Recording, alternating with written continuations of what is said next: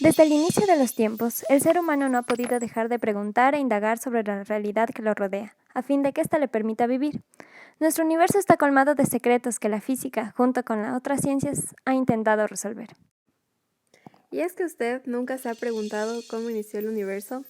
Nosotros sí, y el día de hoy en nuestro programa hablaremos sobre un tema que ha fascinado la mente de muchas personas.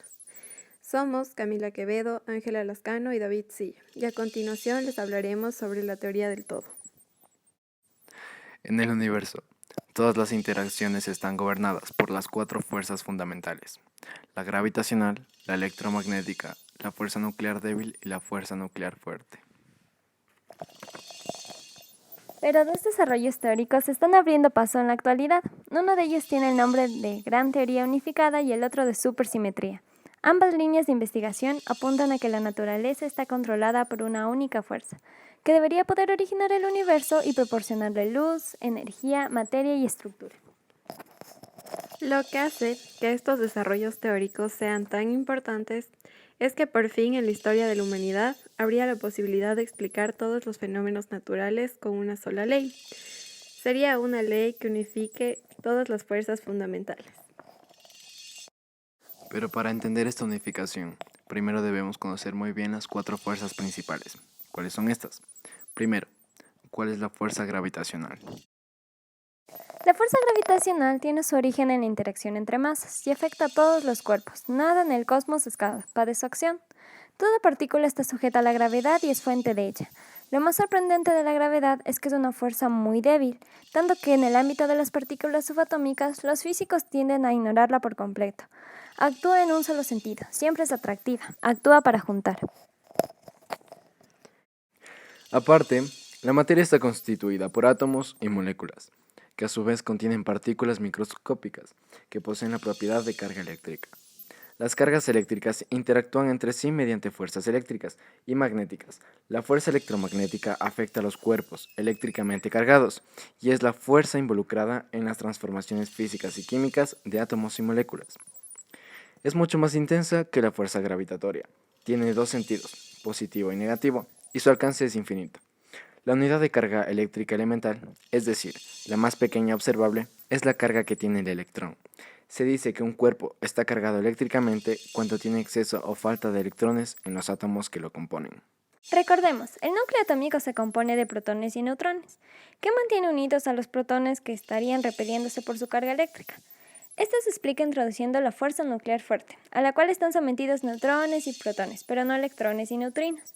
Se manifiesta como una fuerza de atracción que cohesiona el núcleo y que además, al igual que la fuerza débil, es responsable de la desintegración de algunas partículas inestables. Está presente en procesos de fusión nuclear, como estrellas, reactores, y su alcance no va más allá del núcleo atómico. Pero, al parecer, neutrones y protones no son partículas elementales, sino que están compuestos de tres quarks. La fuerza fuerte que actúa entre neutrones y protones no es más que lo que resta de la fuerza que une a los quarks para formar partículas. Además, existen átomos radioactivos que emanan ciertos grupos de partículas, núcleos de helio, electrones y neutrinos. Estas partículas provienen de núcleos inestables, pero electrones y neutrinos no existen en los núcleos. Lo que ocurre es que se crean instantáneamente a partir de la energía presente en el núcleo radioactivo. Los neutrones libres se desintegran al cabo de unos minutos, dando lugar a un protón, un electrón y un neutrino. La fuerza que produce esta desintegración se llama fuerza nuclear débil y es responsable de muchas otras desintegraciones. Esta fuerza tiene carácter distinto a las fuerzas gravitacionales y electromagnéticas. Su acción consiste en comandar las transmisiones de las partículas y usualmente expulsar el producto resultante a grandes velocidades. Además, su acción está restringida a pequeñas distancias. Es casi puntual. Al parecer no opera más allá de 10 a la 16 centímetros, a la menos 16, de la fuente. Está confinada a partículas subatómicas. Pero antes, ¿qué queremos decir con unificación? En física, se dice unificar el darse cuenta que dos o más fenómenos muy distintos y aparentemente independientes entre sí, interpretados y estudiados de una manera diferente, están descritos por la misma teoría o conjunto de leyes. Para entender por qué es tan importante, hablemos de las primeras unificaciones parciales. En 1865, Maxwell unifica los fenómenos asociados a la luz, la electricidad y el magnetismo en una misma teoría, descrita en un sencillo conjunto de ecuaciones elegantes, como suelen decir los físicos. Una consecuencia práctica muy directa que se puede extraer de esta unificación es que se entiende la luz como radiación electromagnética y que los parámetros que definen cada fenómeno por separado están relacionados estrechamente entre sí. Los campos eléctrico y magnético como dos caras de una misma moneda.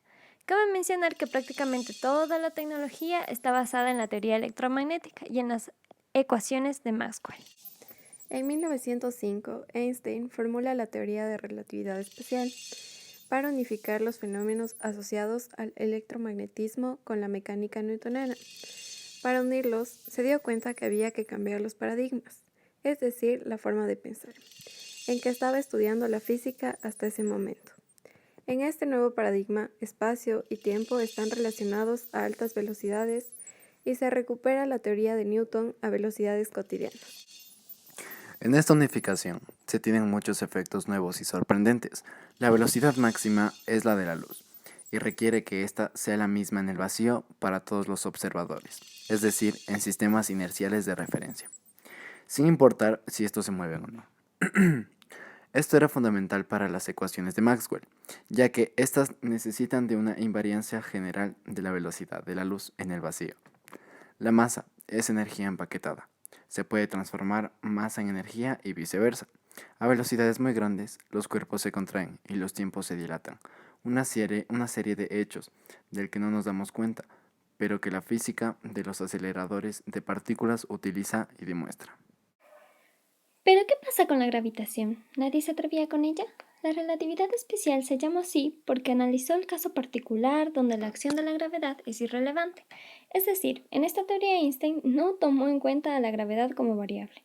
En 1915, con el fin de incluir la gravedad, Einstein generalizó su teoría y unifica la relatividad especial y la gravitación newtoniana, que describe la interacción de cuerpos con masa, en la teoría de la relatividad general. Un cambio brusco de paradigma, haciendo del espacio-tiempo un objeto dinámico que se curva, encoge, expande. Imagínense una pelota masiva que gira alrededor de un valle. Los planetas giran igual. El espacio-tiempo nota su presencia de manera que se curva. Una de las aplicaciones de la relatividad es en el dispositivo GPS. Si en este sistema no se consideran los efectos de la relatividad, el sistema GPS no podría funcionar, pues comenzaría a dar resultados erróneos que podrían ser de kilómetros en algunas cuantas horas. Recapitulando, la electricidad y el magnetismo resultó en el electromagnetismo. Los fenómenos del electromagnetismo y la luz se unificaron en las ecuaciones de Maxwell. El electromagnetismo unificado desde un nuevo paradigma con la mecánica newtoniana dio como resultado la relatividad especial. Y como resultado de la incorporación del efecto de la gravitación universal en la relatividad especial, se obtuvo la relatividad general, que es uno de los pilares de la física moderna hoy en día. En paralelo a Einstein, Max Planck había conseguido unos años antes dar una explicación plausible sobre el problema de radiación del cuerpo negro, unificando electromagnetismo y termodinámica, en lo que supuso el nacimiento de la mecánica cuántica, al considerar la luz con carácter corpuscular, es decir, que las ondas se comportan como partículas y viceversa. Introdujo la idea de que la energía estaba cuantizada, con el fin de hallar una fórmula para la dependencia de la frecuencia observada con la energía emitida por un cuerpo negro, un objeto teórico que absorbe la luz y toda la energía radiante que incide sobre él. Cabe recalcar que toda la física de lo muy pequeño y las cosas que se construye a una escala están basadas en la mecánica cuántica.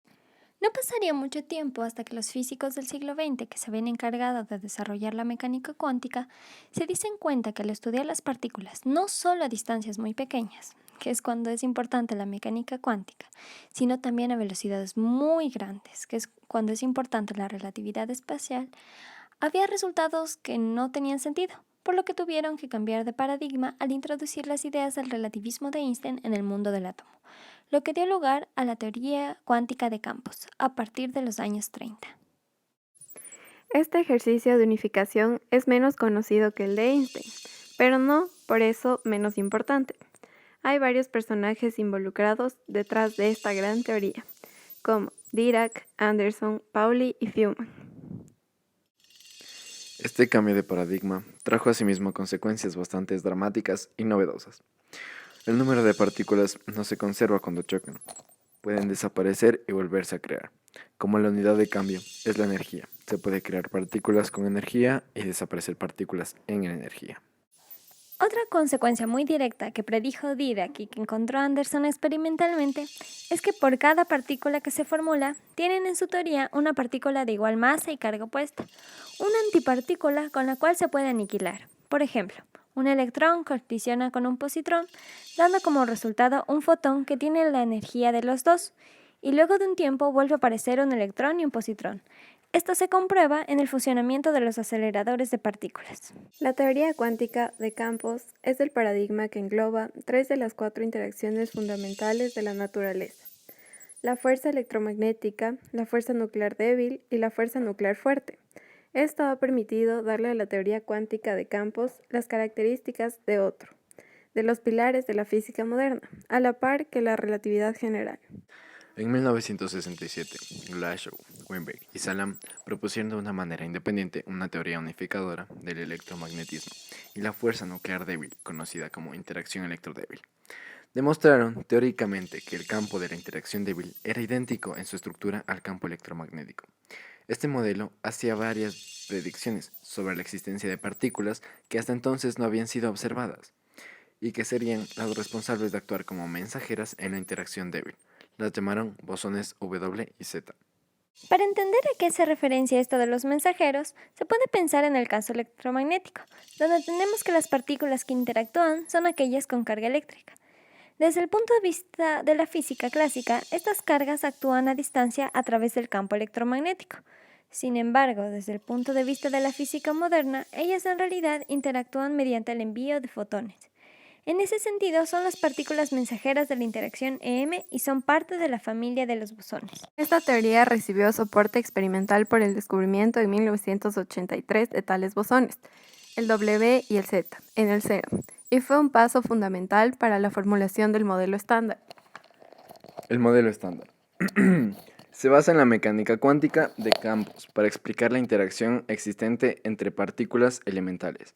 Postula la existencia de dos tipos de partículas indivisibles de la materia ordinaria, quarks y leptones, que en las proporciones adecuadas pueden constituir cualquier átomo y por lo tanto cualquier tipo de materia ordinaria en el universo. Postula también la existencia de un tipo de partículas, los bosones de Gauge, que actúan como portadores de las interacciones fundamentales. Los bosones de Gauge, Z y W, son portadores de la interacción débil. El fotón es portador de la interacción electromagnética y el gluón portador de la interacción fuerte. Otro bosón, el bosón de Higgs, es portador de la masa de las partículas elementales. La gravedad, sin embargo, no se puede explicar de la misma forma. Debido a que la existencia de un bosón portador de dicha fuerza, el hipotético gravitón no está confirmada. El modelo estándar proporciona una explicación satisfactoria de las características de las partículas elementales y de sus interacciones en la mayoría de los casos. ¿Cuál es el futuro de la unificación? Pues el siguiente paso ha sido el incluir la interacción fuerte con las electrodébiles en una teoría llamada Gran Teoría Unificada. Una teoría cuántica de la interacción fuerte fue desarrollada en los 70 bajo el nombre de cromodinámica cuántica. Parte de la predicción del modelo estándar es que los valores de las intensidades de las fuerzas varían con la temperatura y que éstas se unificarían a temperaturas muy altas. Una consecuencia de esta unificación es que el protón no sería estable, aunque sí de vida muy larga. El mayor problema de esta teoría es la enorme escala de energías que requieren las pruebas experimentales, que están fuera del alcance de los colisionadores actuales. 40 años más tarde, no sabemos aún si esta propuesta es válida. La teoría de la gran unificación intenta unificar las interacciones del modelo estándar, pero dejan de lado a la gravedad. ¿Por qué? Los físicos teóricos han sido incapaces hasta ahora de formular una teoría consistente que combine la relatividad general y la mecánica cuántica. Las dos teorías se han mostrado incompatibles y la cuantización de la gravedad, es decir, la existencia del gravitón como partícula portadora de la interacción, continúa siendo un serio problema. Y bien, hemos llegado al final. Si todo lo dicho anteriormente le parece casi un cuento de ciencia ficción, quiere decir que ha puesto atención y que no se deja engañar a la primera. Pero si aparte de eso le ha causado curiosidad, sigue informándose más y también piense seriamente en estudiar física.